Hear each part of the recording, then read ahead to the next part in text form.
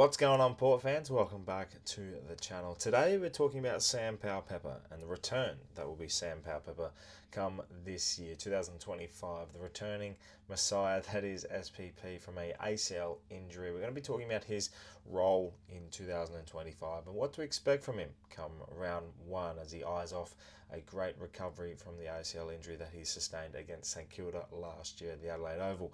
It's going to be a lot to think about with SPP and the management that will be with him throughout this preseason. So we'll get straight into it and talk about SPP and his role for 2025. Now we know an ACL injury is a 12-month injury. You come back, you fight your way to get to back to a more sustainable management. You always have that niggling feeling in the background of a bit of doubt about your knee. It's always a case of, geez, am I going to be good enough? Am I still going to be the same? We're seeing Mitch Georgiadis go through that realm not too long ago as well and come back and had a fantastic 2024. So with Sam Powell-Pepper, obviously a different role and has a more physical presence on the field. What will his interpretation of Sam Powell-Pepper be in 2025? Now, he's come out and stated 2025, round one, he'll be available. So that's against Collingwood at the MCG, which it's a massive positive. It's just under a 12-month recovery. That's a return. That's going to be, a great factor for Port and the management, and also, structurally as well. He's been an integral part, and we know how much of an impact he can have throughout the game, especially in his 2023 season. He was prolific. He was great around the footy. He was just promising, and always was able to provide good service up forward, but a physical presence as well. And he just stands out from the rest. So I think him coming back into 2025 side with a new look forward line is a very more dynamic version of what our forward line can be. Him personally, I do have a little bit of doubt on whether or not he can sustain his presence. I know it's such a unique factor having someone that's physically able to impact the contest, but also have the skill to really provide him with good service, and also he's able to provide service as well going inside 50. I know with the return of him, I'm so excited because he's a leader. He is a barometer. He's the one that you look to go, all right, you got to impact the next contest, and if you do, everyone will lift with you. He is a very sustainable player. And he's someone that I definitely have a lot of confidence in, and someone I think has sort of gone under the radar with his return. Everyone sort of forgets Sam Powell-Pepper, and look at the role and where he will place in our forward line, because he's going to play that high half forward role. He's going to be physical around the contest and the stoppages inside 50. Does he go into the midfield? I mean, that never really was his fact. It was more around the play and around the ground that he was able to use his work, and he's put a lot of effort in across the off-season. I've seen that.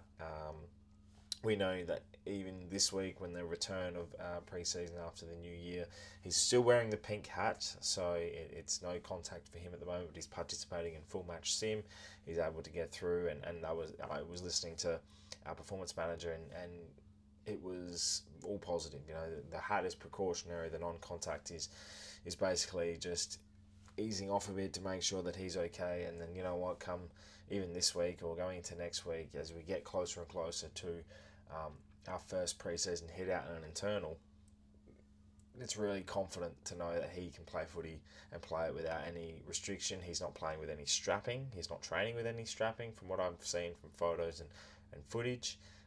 We know Mitch Georgiadis does play with the strapping, and that's just mind and making sure that you're confident within your body. And if that's something that you can do, then go for it. I do that when I play local footy. I strap my my left shoulder because I've had so many issues with it, and it's comforting, and it gives you the full peril to go out there and smash, bang, grab whatever you can see fit and get into the contest. So I think with SPP returning, it's going to be a lot of positivity. It brings another level to leadership around the ground. It helps out Connor and helps out Zach.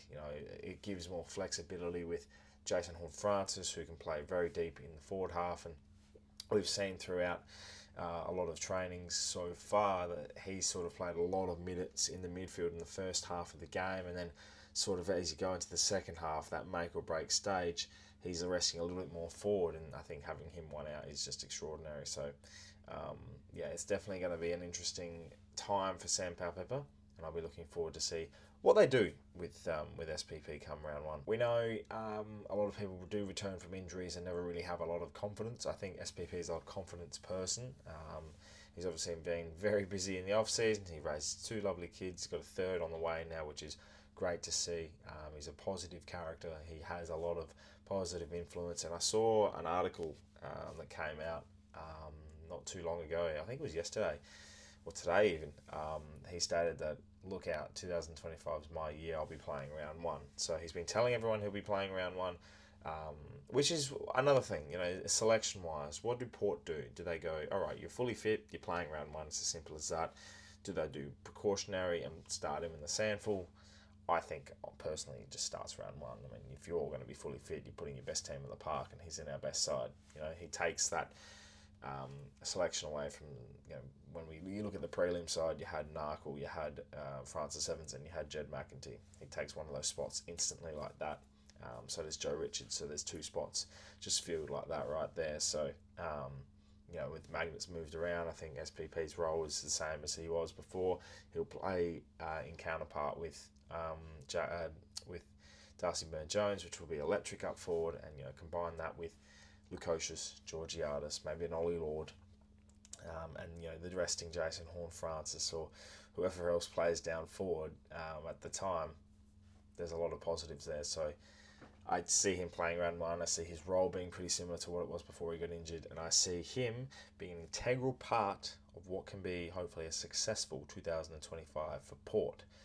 Fingers crossed on that. So Port fans, there you have it, the role of SPP. I'm very intrigued to see how he goes about and plays his part this year. Let me know in the comments below your thoughts on what possibly could happen with Sam Powell-Pepper's role this year, and are you excited for the return? He's obviously going to have a very integral part this year. He's part of the leadership group. He's very strong-willed. I think it's inspirational, his story, and he'll be having a big impact this year. So I'm looking forward to that. So keen as, I'll see you all on, if you're going to open training on Wednesday, I will be there. I look forward to hopefully getting around the boys and having a look and see exactly a bit of the insights of what's happening on the training track this year. But for now, thank you for watching. Subscribe to the channel if you're new for plenty more Port Adelaide and AFL content to come your way across 2025. Make sure you're tuning in right across here. It's going to be a big one. Thank you for watching. My name's Anthony, and as always, can the pair.